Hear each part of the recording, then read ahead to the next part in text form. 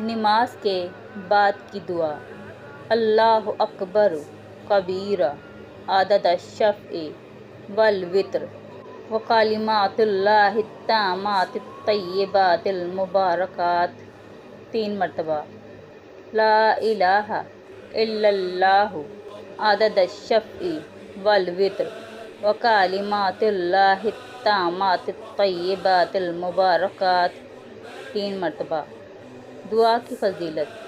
سیدنا ابن عمر رضی اللہ تعالیٰ عنہ سے روایت ہے، وہ کہتے ہیں کہ جو شخص ہر نماز کے بعد اور اپنے بستر پر سونے سے پہلے 3 بار کہے اللہ اکبر کبیرہ عدد الشفع والوتر وکلمات اللہ التامات الطیبات المبارکات، اللہ اکبر کبیرہ جفت اور طاق کی گنتی کے برابر، اور اللہ کے ان کلمات کے برابر جو مکمل، پاکیزہ اور بابرکت ہیں، اور لا الہ الا اللہ بھی اسی طرح کہے، اس کے لیے یہ کلمات قبر میں نور، پل پر نور، جہنم کے اوپر پل صراط پر نور بن جائیں گے، یہاں تک کہ یہ کلمات اس کو جنت میں داخل کر دیں گے یا وہ خود جنت میں داخل ہو جائے گا۔